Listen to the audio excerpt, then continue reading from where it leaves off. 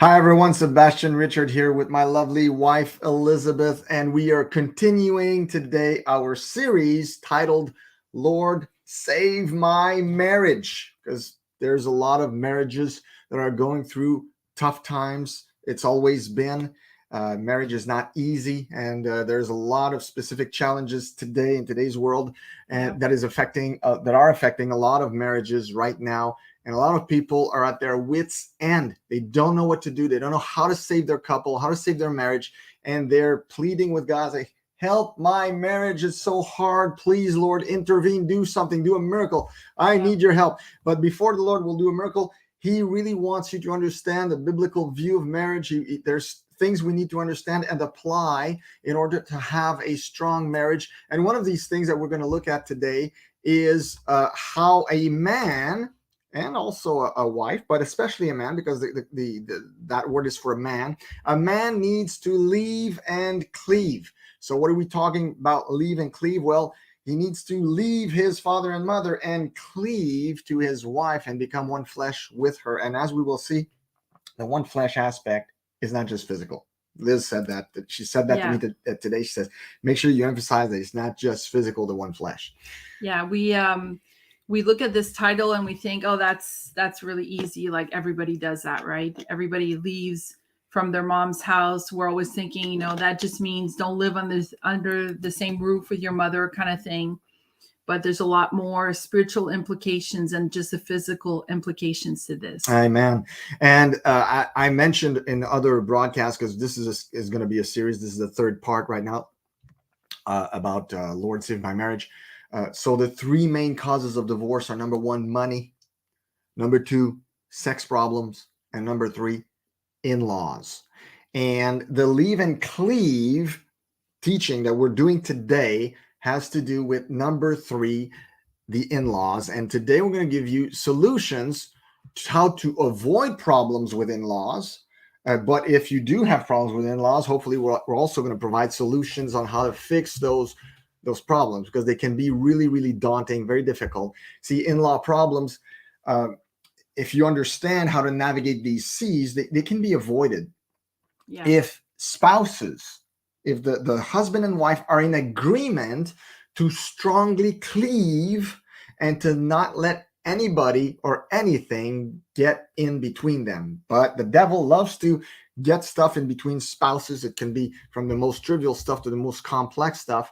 And oftentimes he will use in-laws to do just that. Yeah, because especially when, this is something that even if you've been married for 10 years, this could be certain problems that you've been having, not realizing that the root is the leaving and cleaving. And some people think, well, I left, my parents' house, but they don't realize how connected that they still are. It's like there's still an umbilical cord there, either on the wife's side or on the husband's side, to one of the parents. And they don't realize that in reality, they're not in a relationship with themselves, so husband and wife and God, but there's a fourth person, party involved. Yeah, there's a fourth party, kind of tagging and controlling the marriage from a distance, and they're not realizing that they're opening that door to that. And sometimes, it's just ignorance. Sometimes it's just a question of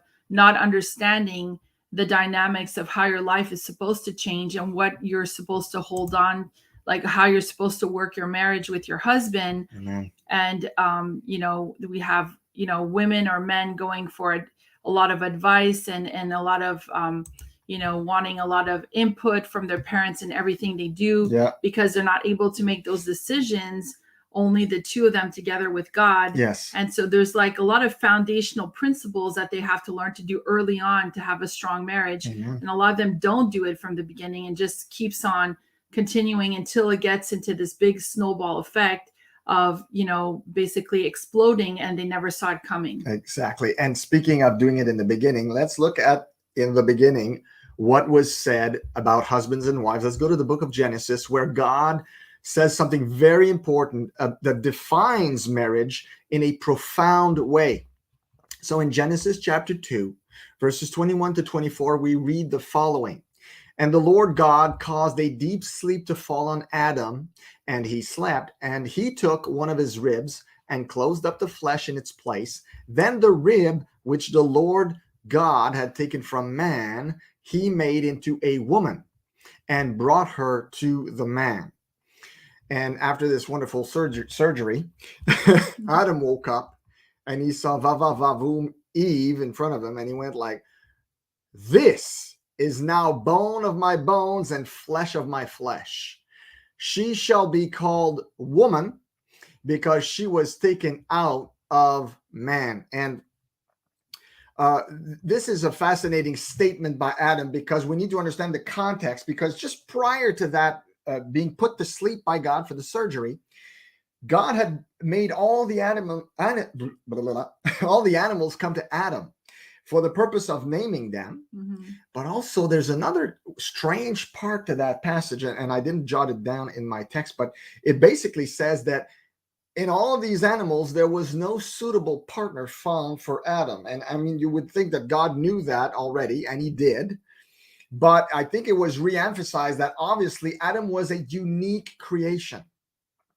So Adam probably had a deep longing for this intimacy and partnership, because he saw it in the animal world, right? Mm-hmm. It's a lion, lionesses, and all these other animals. They all had a partner, a female partner, and he was alone as regent of creation. So when he saw Eve, this is why he said, "This is now bone of my bones and flesh of my flesh." Like he knew that this strong kinship with the woman was obvious to him.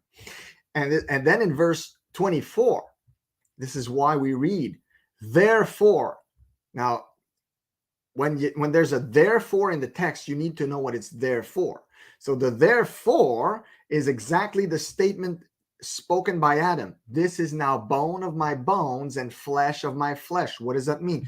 Basically saying, this is the same flesh as me. This is my partner in flesh. Mm-hmm. "And she shall be called woman because she was taken out of man." And they are basically from the same source.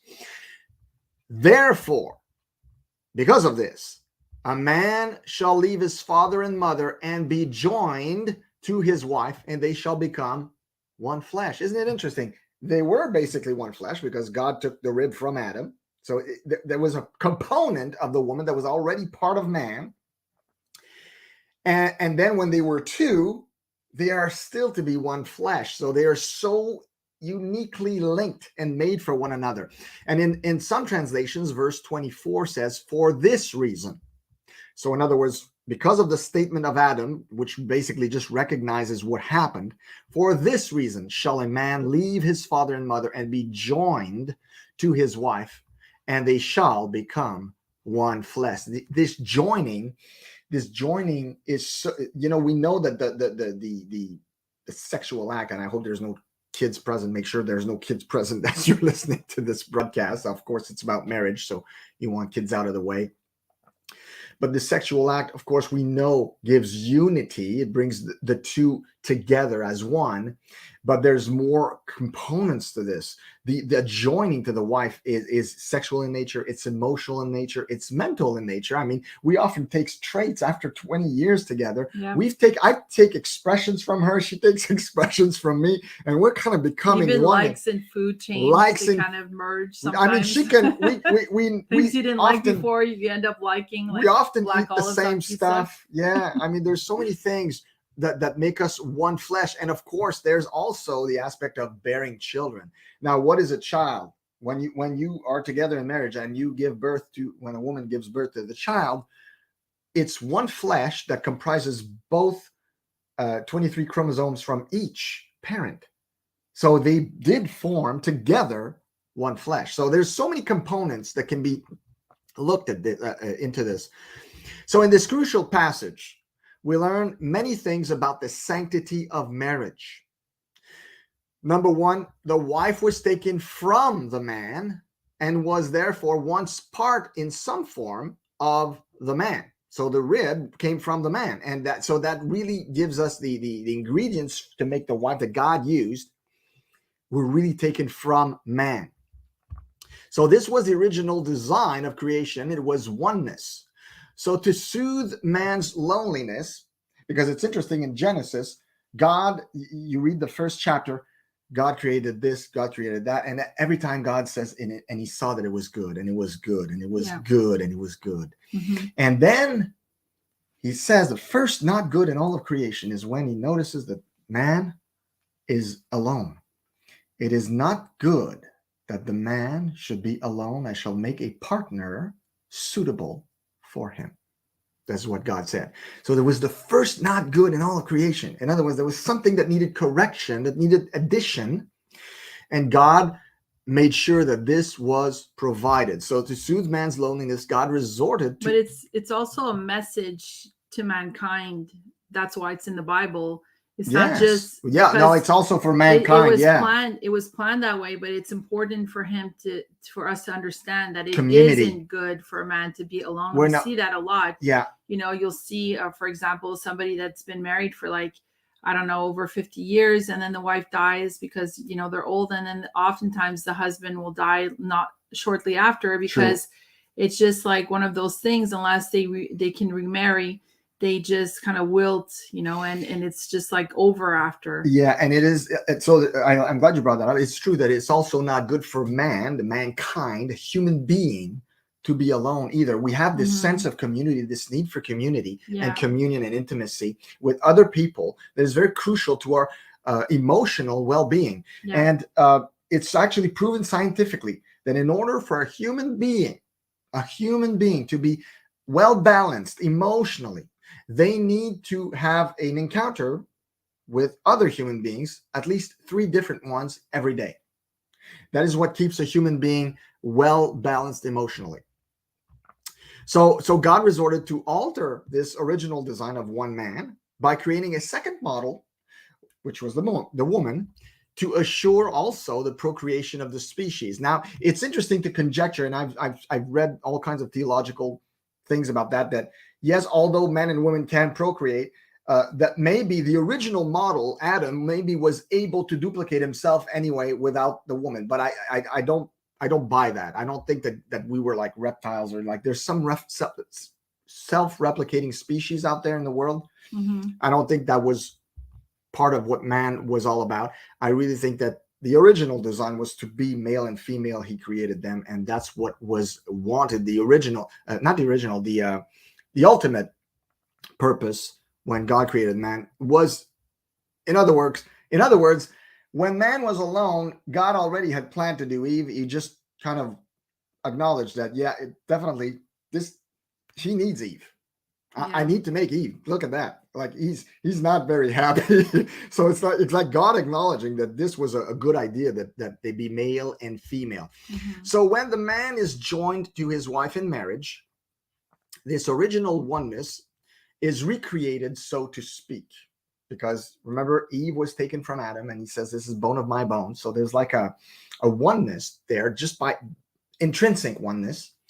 So when the man is joined to his wife, the oneness is like recreated. There is a return to God's original purpose for intimacy. This is why verse 24 says, for this reason, for the fact that the woman was taken out of man, and that she is bone of his bones and flesh of his flesh, and all that stuff.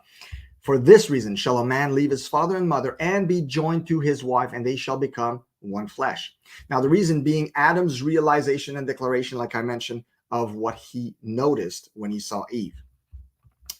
Now, thirdly, the man is joined to his wife in the marriage bed, like I mentioned earlier. Yes, that is a fact. But also through procreation, the descendants of the couple are one flesh. It's one flesh, and the dual flesh becomes one flesh in the child. So when the child is born, he possesses the dual DNA of both husband and wife. That's a fascinating thing when you think about it. And number 4, it is interesting to note how God speaks in advance of the importance of the detachment that must take place on the part of a man who wishes to marry. What do I mean by speaking in advance? Is, remember, Adam and Eve, they didn't have no daddy or mommy. They were the firstborns, the first ones of creation, and they had no father or mother. But God is speaking forth from here on out. Man shall leave his mother and father and cleave to his wife. So God was foretelling how it's going to be from here on. Man would have to leave and cleave. And I wanted to share an image with you, and I don't want to mess this up. I just had an image that I wanted to share with you guys. I thought it was interesting. Let me just check here. There it is. So I thought this was interesting. The verse, Genesis 2:24, this is why a man leaves his father and mother and becomes attached to his wife, and they become one flesh. Someone did some theological work here and shows all kinds of stuff. So here, father and mother, we see the complete family model. This is why a man, that's the maturity, not a boy, not a teenager, a man leaves. So leaves is the transition. His father and mother, and then we see a new family becomes attached. So there's a new attachment created to his wife, who then becomes the complement to this man. And there's the process. They become one flesh. So there's a deep intimacy, and there's a process of becoming. And it is not like the marriage ceremony, the first few days of marriage, when there's the sexual intimacies, all that, you become one flesh then, but it's also an ongoing process. Yeah. As you notice, when the marriage becomes more mature, you realize that your tastes kind of have become her taste, and her tastes kind of have become your taste. You still have differences here and there. You're not clones, but by any stretch of the imagination, but there's stuff that really, I mean, she laughs at jokes today that I used to make the first year of marriage that she didn't even get. That's how much we become one flesh. Like I laugh at her humor, and because he had a different sense of humor than I did. But there's also the aspect of, you can think that you're one because of the sexual intimacy, but you're not really one, because there's things lacking in your mentality and the way that you think about certain things. I'll just give you one simple example.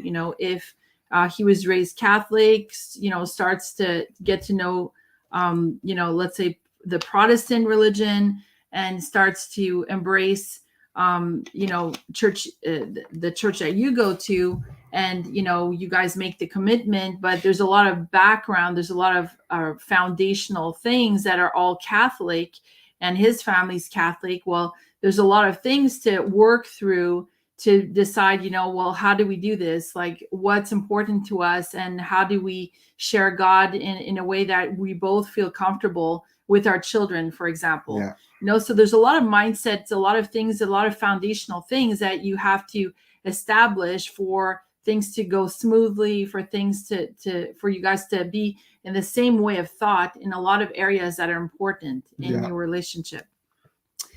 And continuing and piggybacking on this Genesis 2:24 passage, Jesus in the New Testament reiterated the importance of the leave and cleave process. Yeah.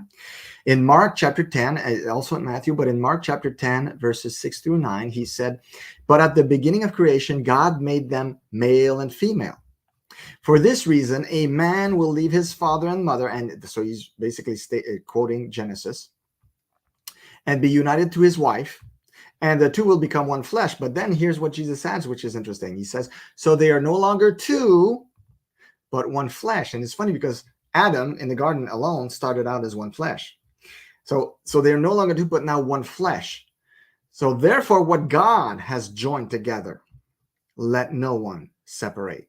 So Jesus gives us that little extra sanctity portion here, where he's really re-emphasizing the sanctity of marriage, of how they are put together by God. Now I want to talk about how successful marriages have this trait in common, the trait simply being that this has been applied well.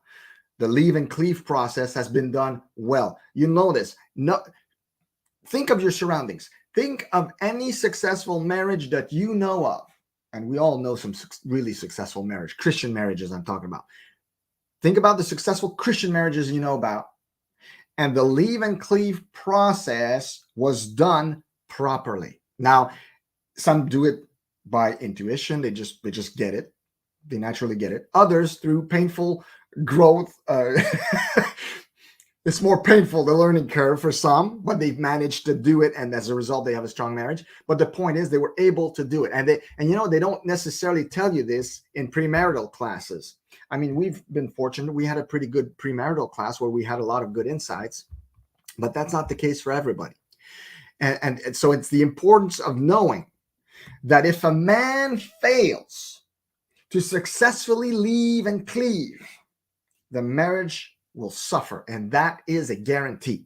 Let me repeat that. If the man fails to successfully leave and cleave, it's a dual thing. It's not one or, it's both. They come together. It's a package deal. You leave and cleave.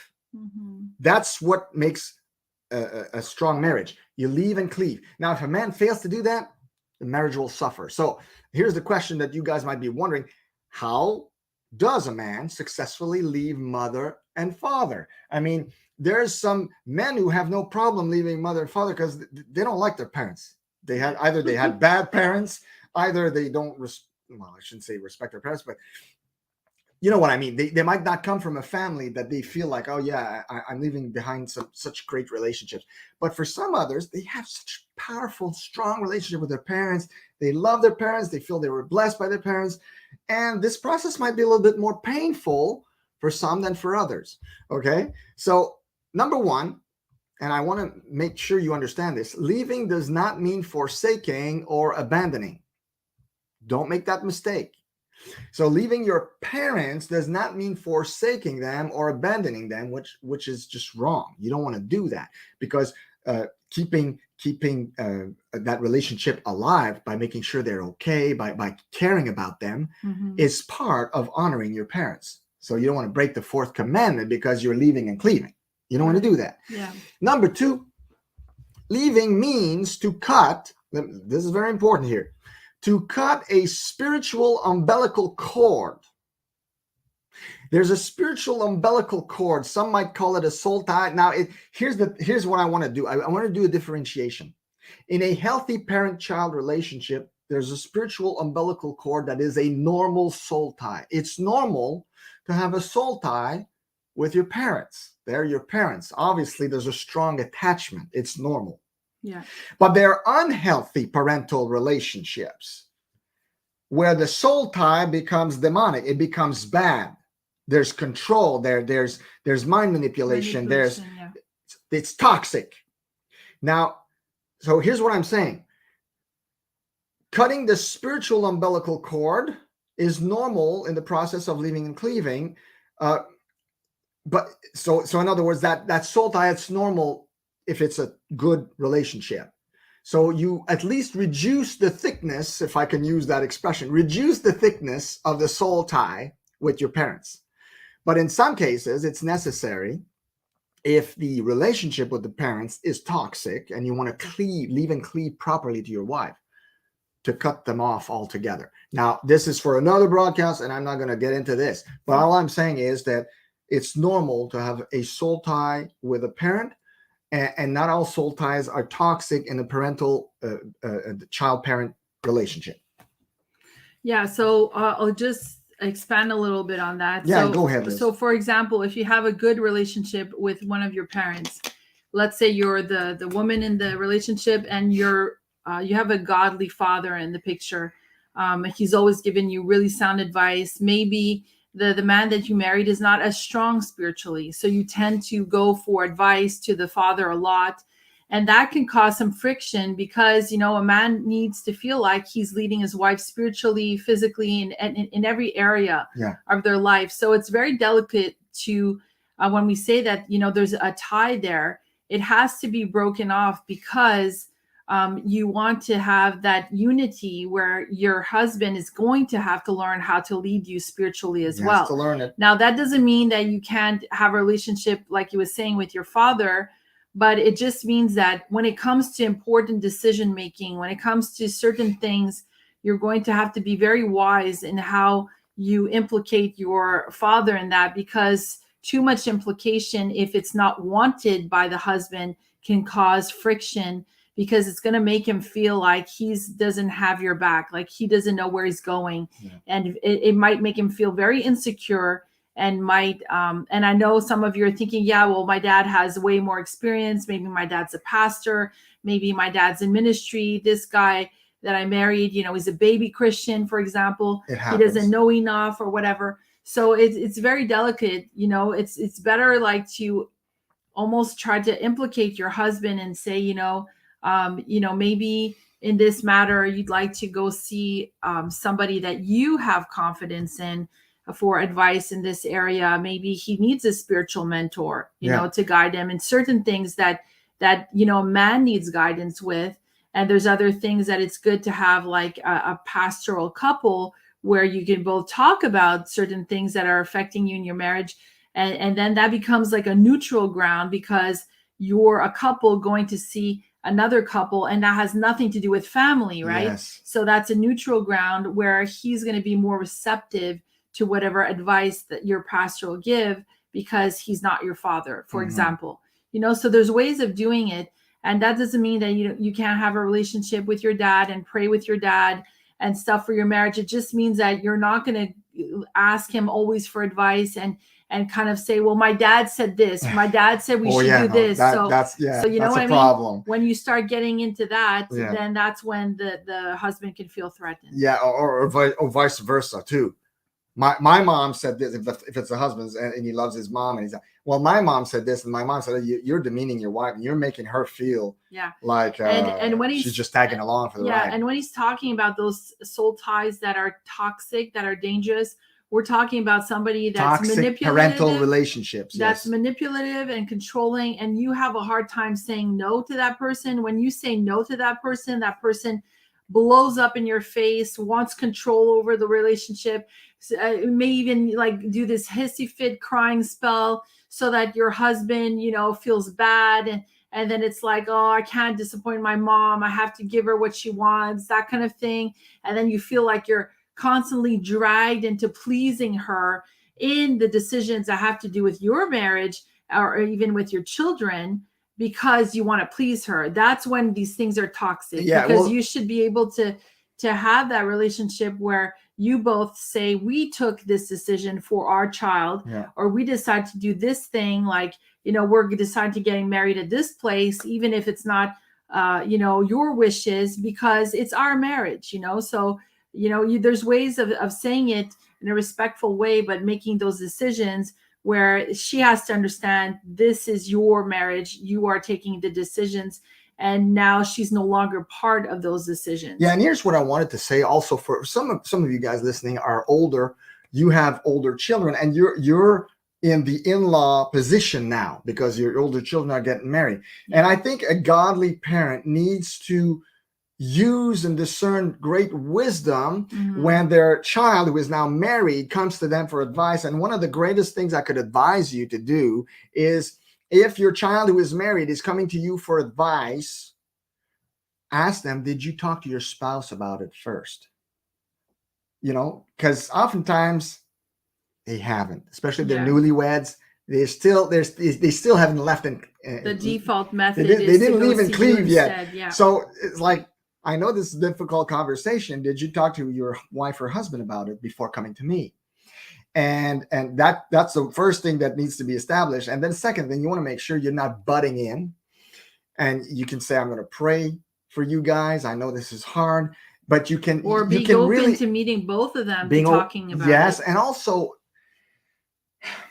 because you want to encourage them to make their own decisions together as a couple. Yeah. Basically, that's what you want. You want that cleaving to happen as a parent yourself. You want to see that happen. And a lot of parents have the default sense of, now my daughter's gone, or now my husband's gone, my son's gone, and I have this empty nest. I have this empty nest feeling, and I need to feel wanted. I need to feel needed still. So whenever they come to me, I tend to want to, over meddle and over care and over this and over that. I say too much, basically. But that's could be down the road, can be detrimental, because you're not teaching them to cleave to each other and be on their own, because you won't always be around, right? Yeah. And then that's what happens, is that when they do too much of that, then when you're gone, it's like they're sort of like, what do we do now? We're kind of lost here. Yes. And that's not good either.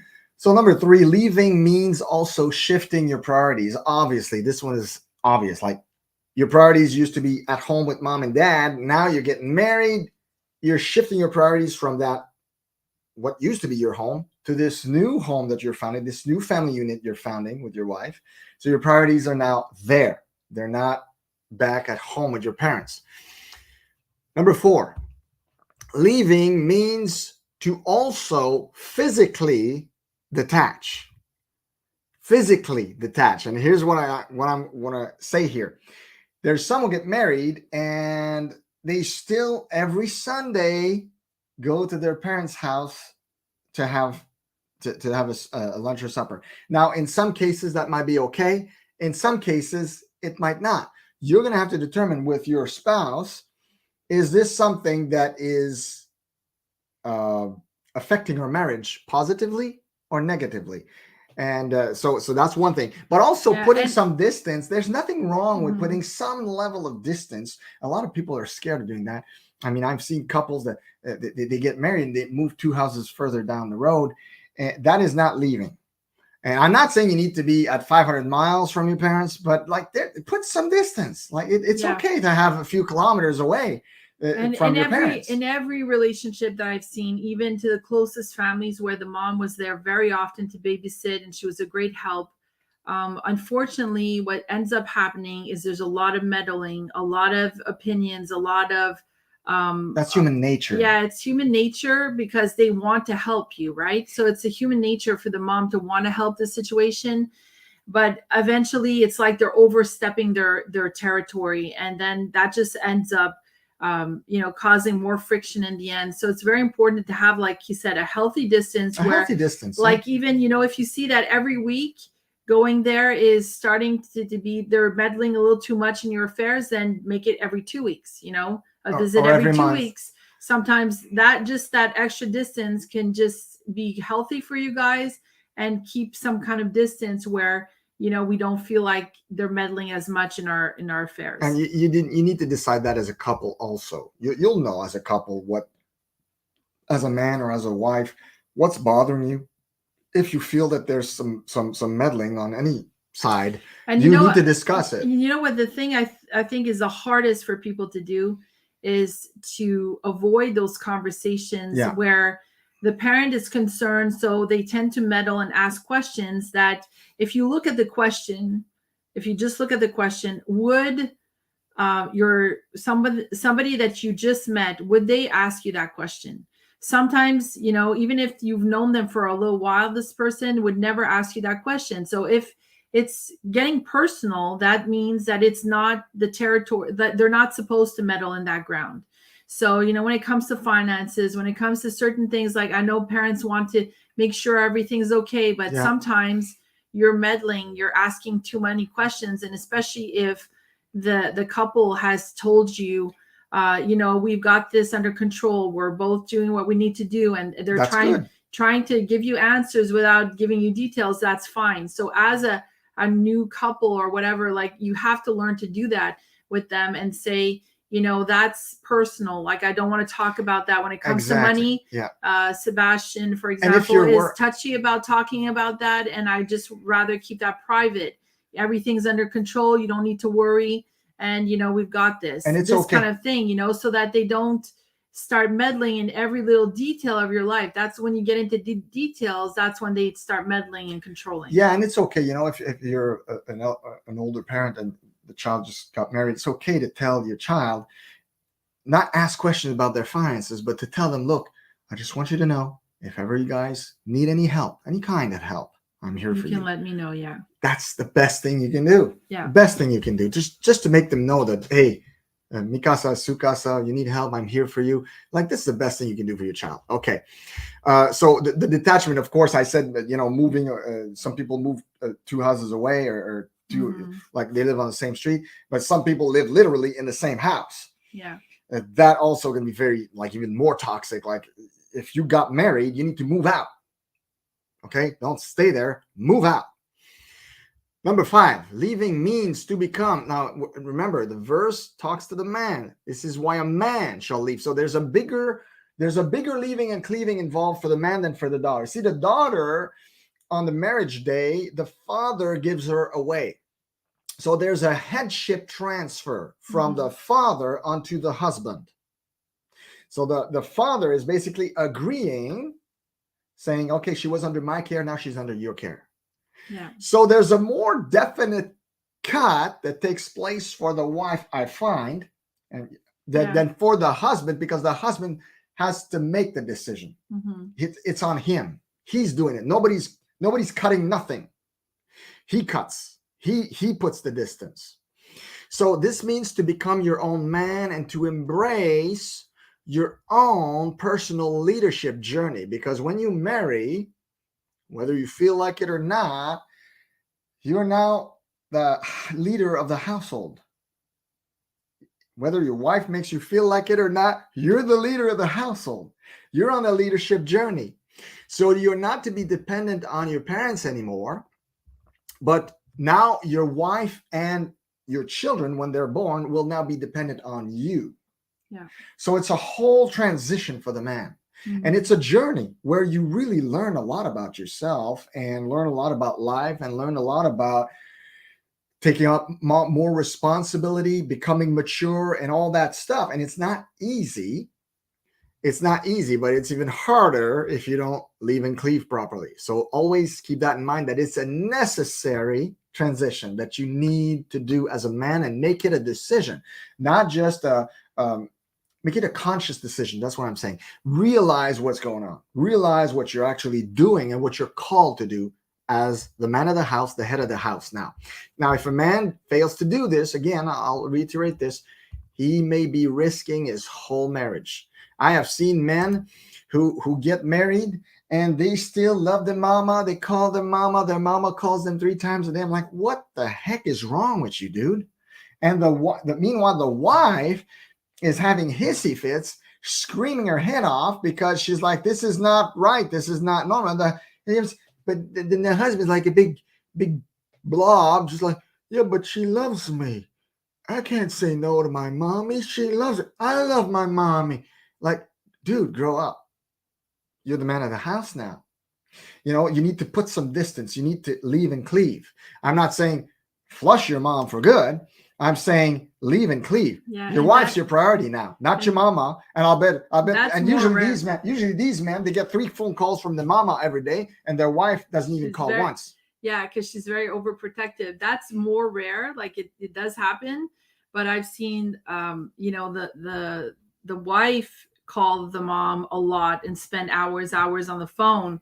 And, and what happens is basically the mom knows a whole story of every little detail of everything that's happening in their relationship and all that, because there's a lot of, there's just like way too much information being given. There's like no separation of the umbilical cord there. Exactly.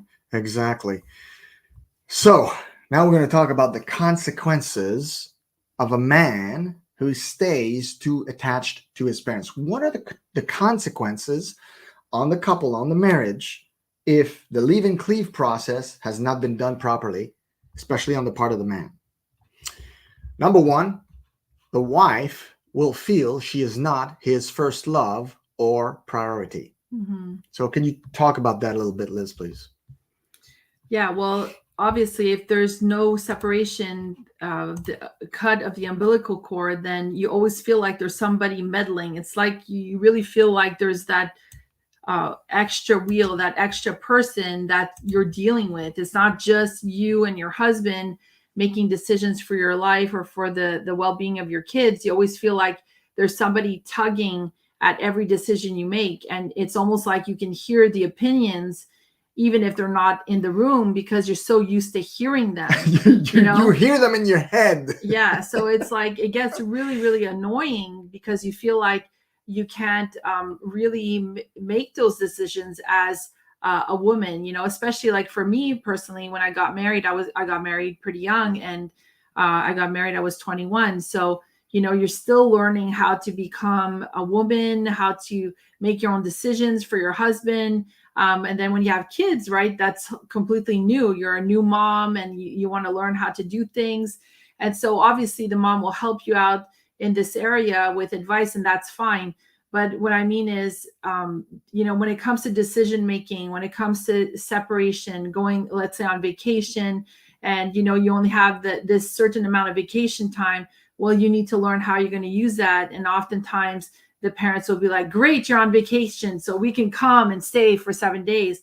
And you're like, no, that's not what I want. Like me and my husband and I decided to do this with our son or our daughter. And, we're going to give you guys this and this day, but we want to do this and this. And you have to set boundaries. Boundaries, yes. There's those boundaries, because otherwise, the parents will take everything that you, if you don't put the boundary, they'll just take it all. They might. Well, it depends on the parents. There's some parents who are very respectful. Others, they put their noses too much in your business.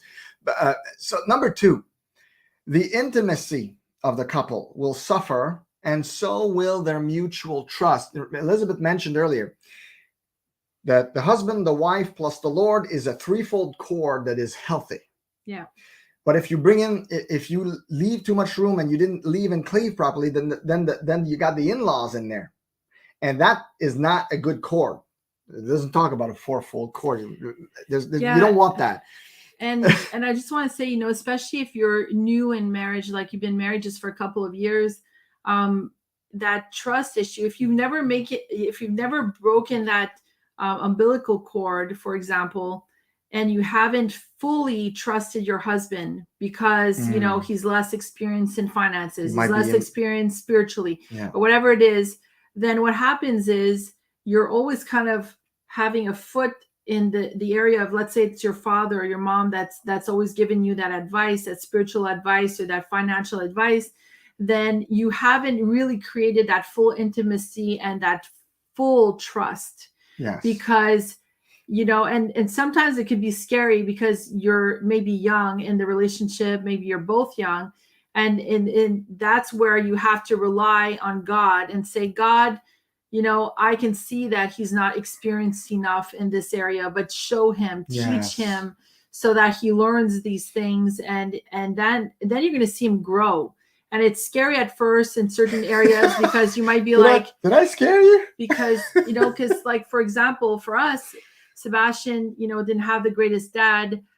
He was very not present in his life, didn't teach him about anything. There were a lot of learning curves. And was on welfare a big part of his life. So he couldn't give him that foundation. So I had to sit and say, okay, God, I trust you to lead him and to show him in these areas where, I could see that he didn't have that foundation. And Sebastien wanted it to work. So, he read a lot of books on marriage. He listened to broadcasts on marriage, and, just being close to God just makes such a difference, because you will learn, these things from the Lord. The Lord will show you when you lack a certain thing. He'll show you that you need to learn a certain thing. So that's a great prayer for a wife, to ask God, lead him to be a leader. Yeah. Lead him into his calling as a husband and father. Yeah. But once you do that and you see him grow, then that trust becomes stronger and stronger. And then in other areas, you have more trust, and that builds a solid foundation. But you have to make that step in saying, like, I know a girl, she thought that she administrated finances way better than her husband because her mom had taught her how to, split a penny in half kind of thing. So she didn't want to leave any of that to her husband, because she said, oh, he spends too much. He's going to spend all our money and this and that. And, and they ended up splitting up. The money thing is huge. The money thing is huge. And I think that for some couples it has worked. For example, some men married a woman who's an accountant. So yeah, you might want to entrust her the finances. But here's the thing. If you're going to have a good and healthy biblical dynamic in your marriage with the husband as the leader, right, and the wife as the helpmate, as soon as the person entrusted with the money, I don't want to say they have more power, but they seem to have more decisional power, and that, in other words, it empowers them to lead more.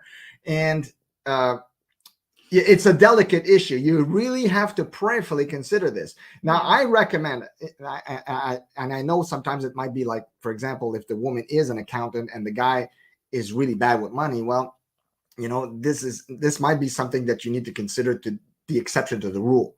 But I recommend usually the husband grow in his money management skill. He has to learn it. I mean, he has to learn, because I think that it comes with the territory of leading. And I may be wrong on that. Maybe there's plenty of healthy Christian marriages out there where the woman is taking care of the finances. But I don't know. I find that this is very delicate, and it should be the husband if it's going to be, and it should be well made, well done by the husband, and really taking it hard to be a steward.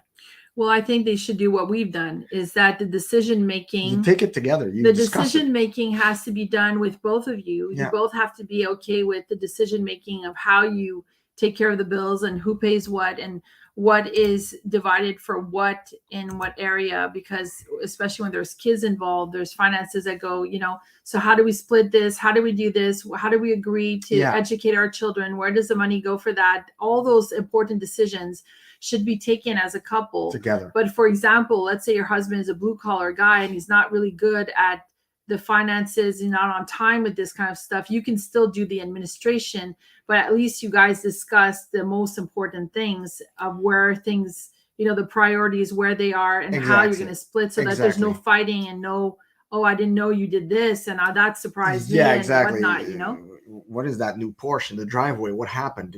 We sold our house? What? No, don't do that. Okay. So if the husband failed to leave and cleave, the parents will most likely feel that they have a bigger right to intrude, to give more, to be more opinionated.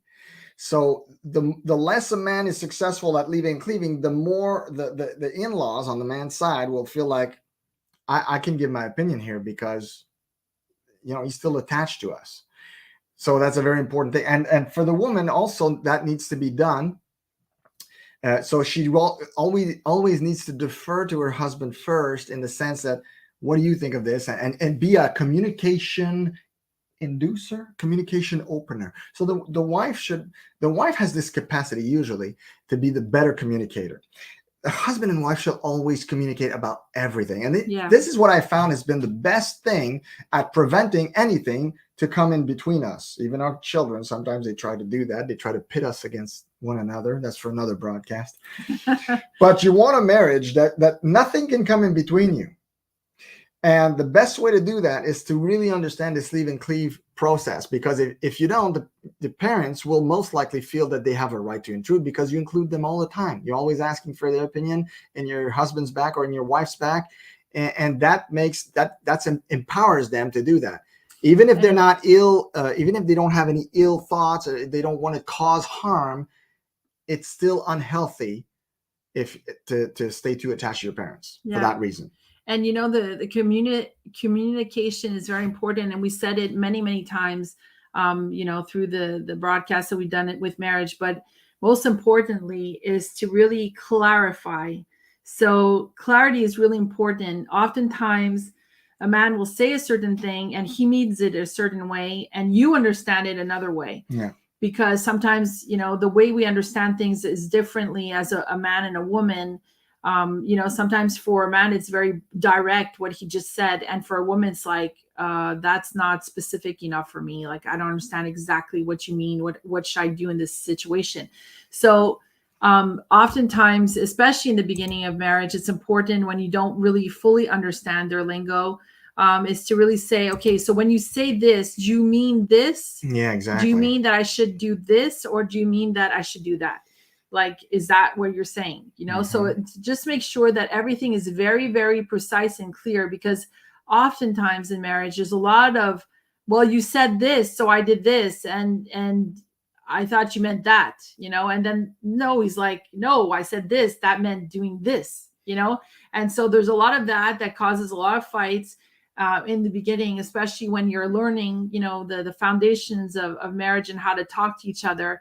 That it's really, really important to have that clarity and say, okay, when you say this sarcastically, you're meaning this, right? Because I didn't do this, that lingo. So it's really important to be clear, because I know a lot of women, sometimes you're sarcastic, you might be moody, you say certain thing a certain way, you expect him to understand that meant this and that meant that, and it never works out that way. It's really important to say, this is important to me because of this, and I'd appreciate if you did this with this situation because it makes me feel like this. You know what I mean? Like, that's how specific.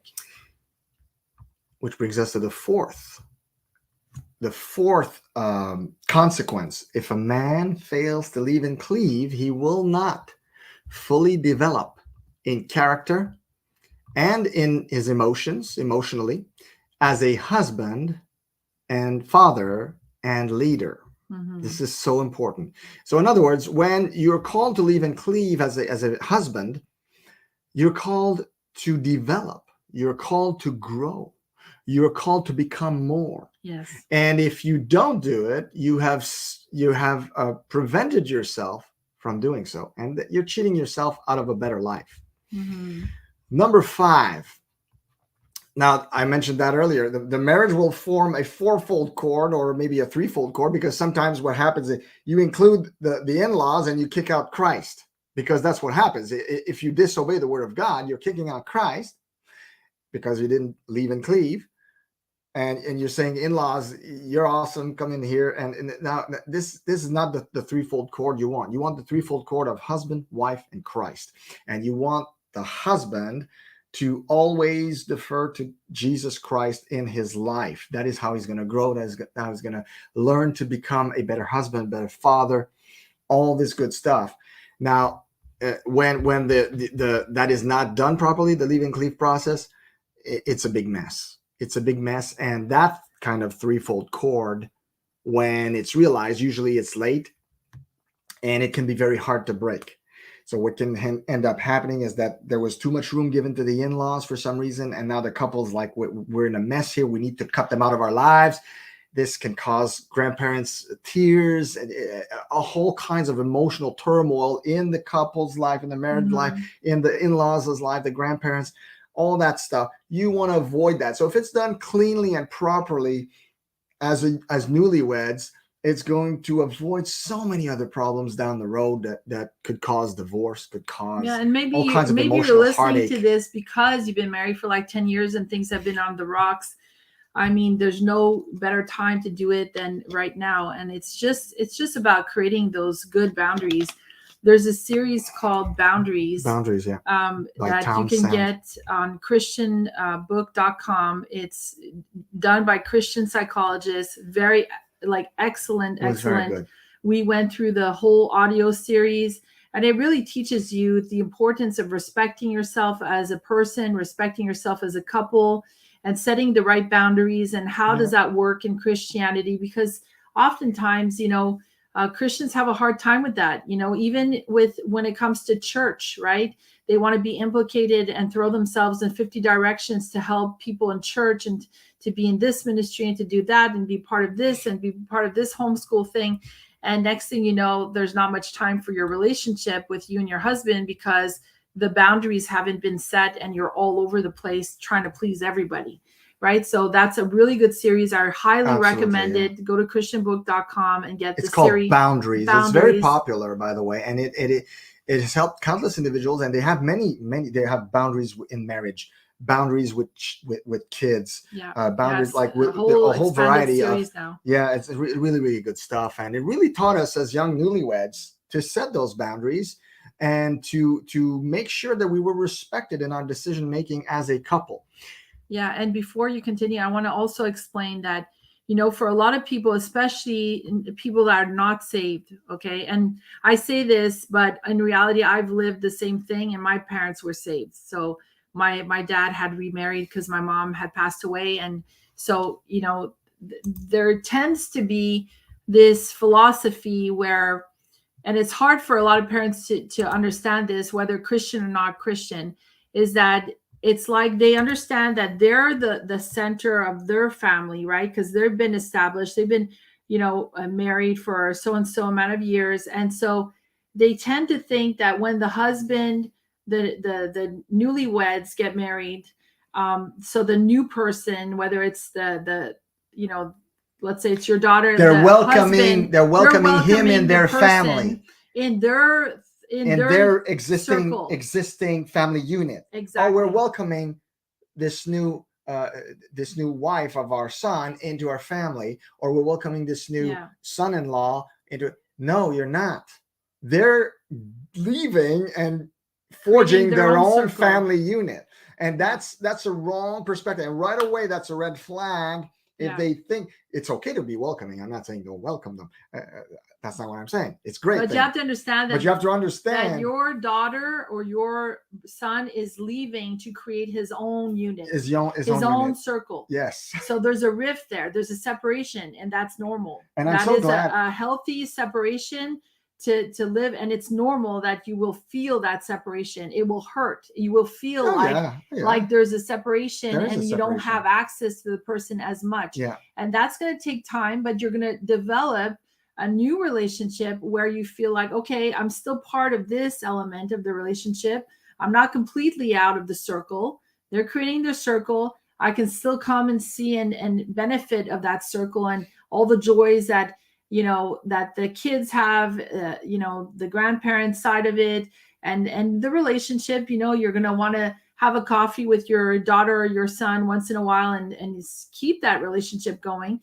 But it just means that now you're not including them in your circle where you're like, meddling and they're part of everything you do.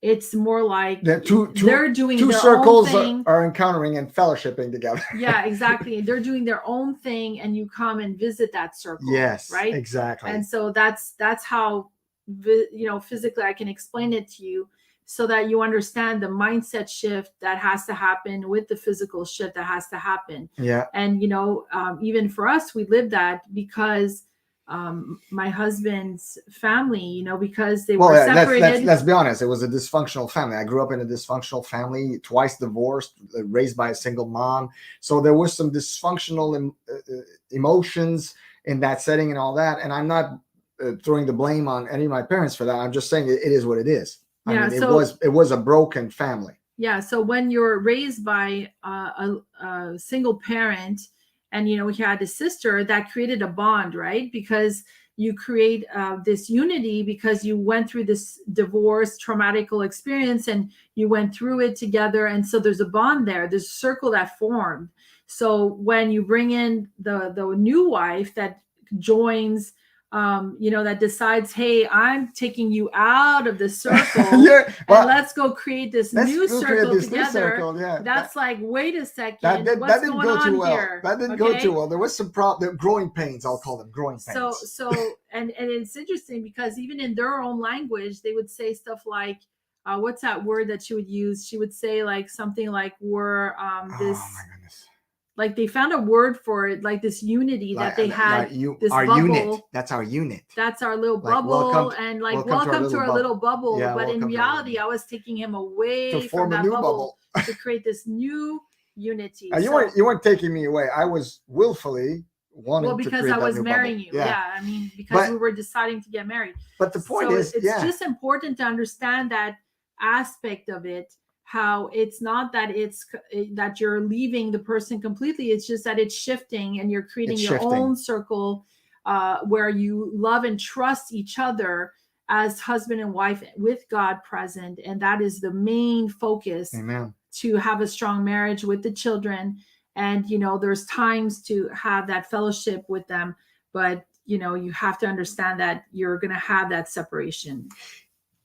And that's kind of normal because we live in a society that encourages the opposite. I would say extreme affection towards our parents. Yeah. Extreme affection. I mean, sometimes I'm astounded at how attached some men or women can be to their parents. And there's nothing wrong with parental child attachment. I think it's a healthy thing. It's a God thing. It's wonderful. The family unit is a great thing. Yeah.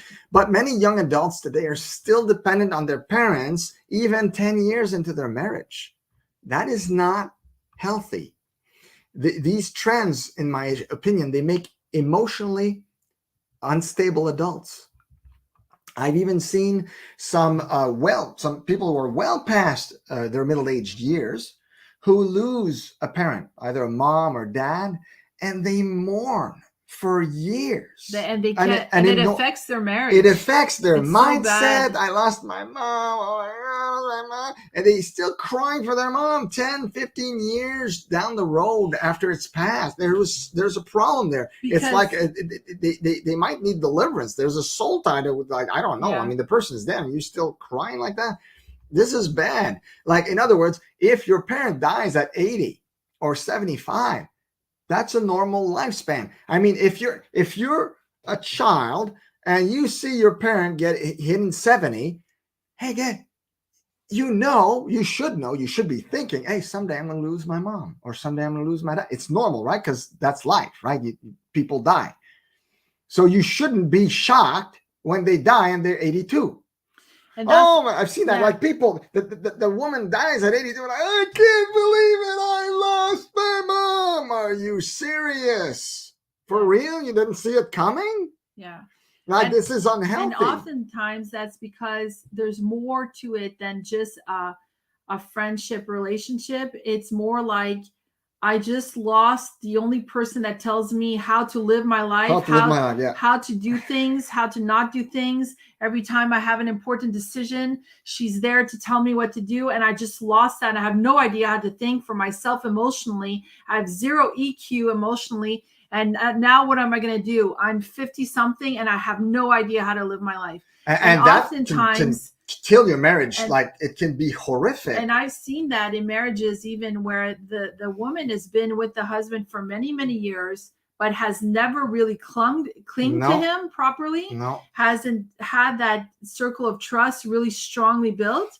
And the mother has always been present there. Yeah. And now the mother's gone. It's like, oh my gosh, she has no idea how to live anymore. Because she never knew how to transition. Yeah. And that I've seen that too. And it is absolutely troubling. And it's really, really bad. And you need to repent of that. If you have, and you know what? I want to talk biblically here. Okay. I want to talk biblically because it's very interesting how the Bible tells us to respect and honor our parents, especially when you're living under their roof and you're young, but all your life, it should be all your life. Yeah. But it never tells you to love them. The Bible doesn't command children to love their parents. Now, it's fine to love them. We should love our parents. They're our parents. And we naturally love our parents, usually, if they're good parents. But here's the interesting part. Loving our parents in God's economy is not as important as honoring and respecting and obeying them. And I'm talking about obedience is when you're young, but honoring and respecting is your whole life through. Isn't that interesting?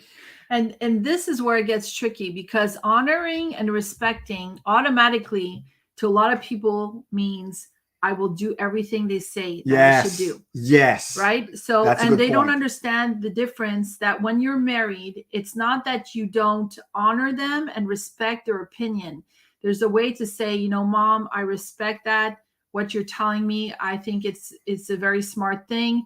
And I'll see what, you know, I'll run it by Sebastien and I'll see what he thinks about that. Like, you're respecting the person by saying that, but it doesn't mean that you will necessarily do what she said.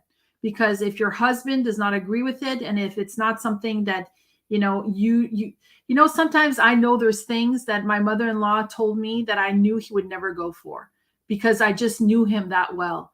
And I know how he thinks as a Christian leader. But sometimes it's just saying, you know, thank you for letting me know about this. Thank you for your input. I appreciate it. You know, it makes a lot of sense, but we'll see what Sebastien says. We'll discuss it. We'll discuss it, and we'll see what he decides, right? Yeah. And so that's like respectfully honoring what she's saying, but you're not necessarily doing everything she tells you to do either. Yeah. Right? So this brings us to the conclusion of this whole leave and cleave matter. I think we've covered a lot of ground today, and I think we've helped a lot of you guys to understand, because some people, they've been married for 20 years, and they still haven't cut that tie properly. So it's very, very important that it gets done. So how does a man cleave to his wife? So we talked a lot about the leaving, but how does a man cleave to his wife? Well, it's very interesting, because in the Old Testament, in the book of Deuteronomy, chapter 24, verse 5, The newlywed man, now, like I mentioned earlier, it's always better to do that in the early stages of the marriage. So if you understand that and apply it as soon as you get married, the better it is, the better off you're going to be.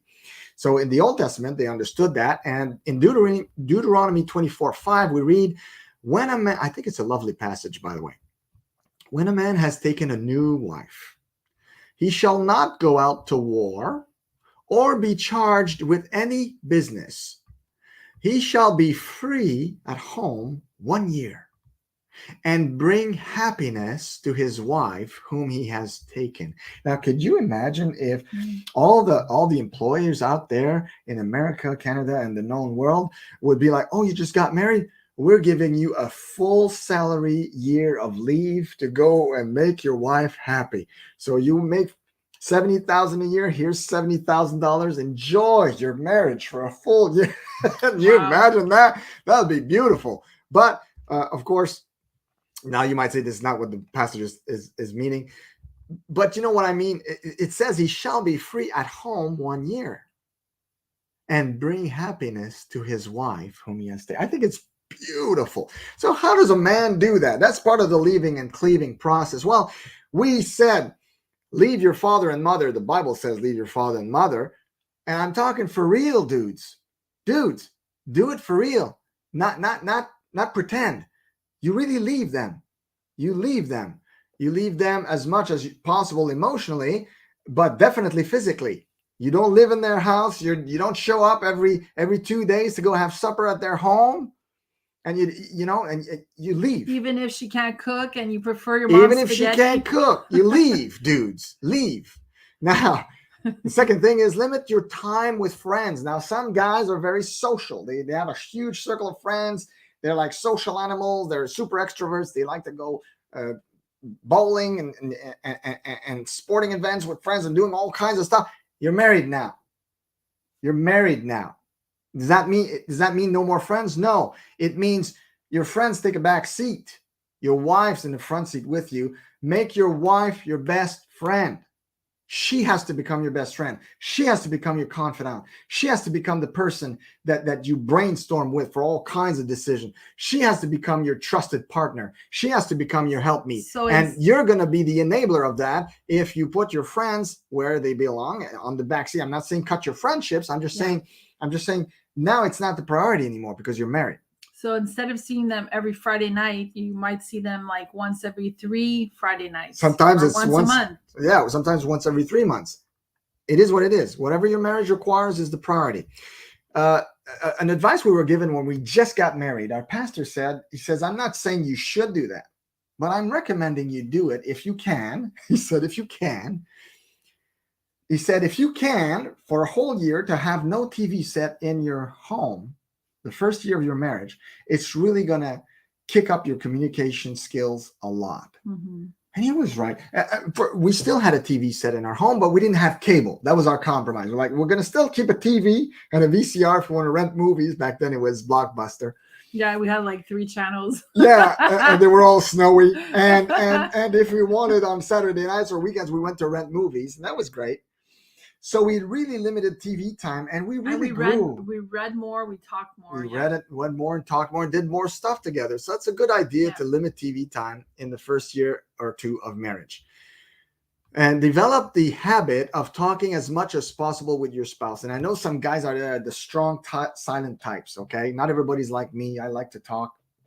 Some guys, they say yes, no, maybe during a day, and that's the extent of how much they spoke during the whole day. There's the strong silent types out there. But even you guys, strong silent types, I encourage you to get out of your shell a bit more, because women, they like to get us out of our shells to know more, because they want it. They love to learn more about this intimacy stuff and how they can be, improve on their marriage or whatever. So I encourage you, even if you don't like to talk, develop a taste for it. Develop a taste for it. And finally, enroll at the University of Wife.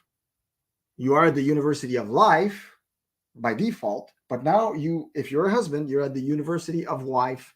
And likewise, if you're a wife, you're at the University of Husband. But I think it's better. It sounds better, wife, because it sounds life. It sounds like life. Anyway, so this is what I had to say on that matter. Liz, anything you want to add here at this point? Well, when we say talk as much as possible, it doesn't mean talk for the sake of talking. So, No. a lot of people will go, they'll just like talk about movies they saw, about the book they're reading and stuff like that. Like, there's nothing wrong with doing a lot of that, but there's also, that important talk of what you like, what you don't like, what gets on your nerves. Like, there's a lot of different aspects that Your if dreams, your wife your asks fears. you questions, elaborate, explain a little more, because a lot of guys are like very flat in their explanation. They're just going to give you a one-liner, and that doesn't give the wife much to go upon to know what, how you tick. Like, she wants to understand how you're made, what gets on your nerves, what do you like, because if she's going to please you, she has to know more about you, and she can't know more about you if you don't expand on your feelings about certain things. So even if you suck at it at first, remember that it's important to do that more, and to, give her examples of different things that make you feel a certain way, or, so that she gets to know you better. And, it might be the opposite. Sometimes we have introverts as wives, and, some men are trying to ask questions and their wives are very, closed up about certain things, about their feelings. That's not good either. So, it's important as much as the husband's role for the wife to explain how she feels about certain things. Sometimes an introvert wife will marry an extroverted husband that's even a little borderline choleric, which is more strong-willed, and that person will kind of crush the spirit of the other one that's more introverted and has a harder time to talk. So they tend to close up more, and so it annoys the husband, because he's like, well, I'm asking you a question, why don't you explain more about how you feel about a certain thing? And she doesn't dare, because she's afraid he's going to explode or be angry with a certain thing that he's saying. So that is very important, to both be on a grounds where I do want to tell you how I feel, but I don't want you to get upset. I want you to stay neutral, and I want you to just stay calm, and we're just talking just to understand each other better. And so, I might say things that rub you the wrong way sometimes, but I need to explain how I feel, and I need you to hear me out. Yes. And then once you've heard me out, explain how you feel about the certain topic. So, sometimes it can be like rough with these different personalities and introvert, extroverts and stuff, but it's really important that both respect each other and hear each other out, so that you can work it better. Because otherwise, I'm sorry, but I've seen this 100 million times. The husband that's very, angry or very opinionated, always has something to say, strong-willed, and then the wife just shuts up, doesn't say a word, doesn't really say how she feels, bottles up everything. Eventually she leaves. Either she ends up getting sick. I've seen many times she gets cancer because of bitterness and she dies, or she ends up leaving him, or she just like blows up in fights that he never saw, like ticking time bomb kind of fights. And he's like, what just happened? I had no idea. And we're talking about the last 5 years kind of thing. And now it just exploded. So good luck trying to figure all that out, because 5 years of resentment and bitterness, oftentimes there's not much you can do with that. Yeah. So, that's why I'm saying it's so crucial to really say, okay, I'm going to be patient with her, even if I don't understand why she's telling me this, but I need to understand this. I need to deal with this. It's better for her to feel like she can talk to you and come to you and speak to you when she needs to, than bottle up stuff. I've seen relationships where he's like, I've tried. I don't know what else to say to her. I want to work this marriage. And she's like, I hate you. I've been hating you for the last 5 years because I haven't said anything about my feelings, because bitterness grew into anger. Bitterness, the root of bitterness hatred, was allowed to take, and now I hate you and I can't stand you and I want a divorce. Yeah. So, that's so you don't want to escalate that to that level, of course. So all this to say, open up those communication valves and respect one another. Do it in love, do it in grace. Always reassure the other one. If you're going to talk about something that's touchy, say, hey, I want to reassure you that I love you, I respect you, and I'm happy that you're in my life. However, here's what I want to talk to you about tonight or today, or not late at night, if ideally. So next time, so this concludes the Leave and Cleave teaching session that we wanted to teach today. Next time, we'll be talking about a man needs to lead. So we're going to talk about male leadership in the house, and he needs to know that his leadership is needed. So he doesn't just need to lead, but he needs to know, in order to lead properly, that his leadership is actually needed. So we're going to talk about this dynamic in husband and wife roles when it comes to leadership of the male in the household. Yeah, we have a really amazing series ahead. So those of you that have not listened to the other two first broadcasts, go to Thriving on Purpose on YouTube, and there's a marriage playlist. I think we created that, right? If not, we will. There's a marriage playlist. Or you can just put in the search bar marriage, and you're going to find these last broadcasts that we did, where we did another two of them. This is the third one. This is the third one, yeah. And also we'll be putting all this series on thrivingonpurpose.com. So in the next few days, you'll see that there as well. Lord Save My Marriage. So we'll put the first episodes there, so you can go listen to them. And just recap. If you know Christians that need to hear this broadcast, that need this, you're like, man, that would be so helpful for my sister's marriage or whatever, lead them to thrivingonpurpose.com. I'll make it available for you guys to sign in there and just, be part of that academy to have access to all this really good information. And also, if you guys want any Kingdom apparel. Nice. This is an example of a tumbler I created, Kingdom Patriot. You can go get all our stuff through on Etsy. Just search for Thriving on Purpose store, or you can just put in Kingdom Patriot tumbler and you'll see it. We also, you can access all our stuff through thrivingonpurpose.com. Our academy's there. Yes. And you'll see on the bottom, there's a menu where I think it says shop, where it leads you to our shop. And you see all our digital downloads, everything we offer. We have free courses. We have all kinds of stuff there for you guys. So check it out. If you want to give to this ministry, if you've been blessed by our teachings, you can sow as well. You'll see that on the bottom of the page at thrivingonpurpose.com. As always, if you've liked this video, put a like. Click the subscribe button, because you don't want to miss our coming episodes, because you're going to be notified that way. Click the notification bell. And I just wanted to tell you, if you guys have any questions about the broadcast, if you're like, well, I live this situation and you didn't address this certain thing, or maybe next another broadcast, you can do a Q&A and just, ask away, ask your questions. What do I do about this? Or you mentioned this and this, but what about this kind of situation? Yeah. We'd be glad to answer your questions in a Q&A. So you can write to us at support@thrivingonpurpose.com, or you can go to our Facebook page. Just find us on Facebook, Thriving on Purpose. You can write to us directly through the messenger button as well. Amen. So that covers it for today. Be blessed. And thrive on. See you next time.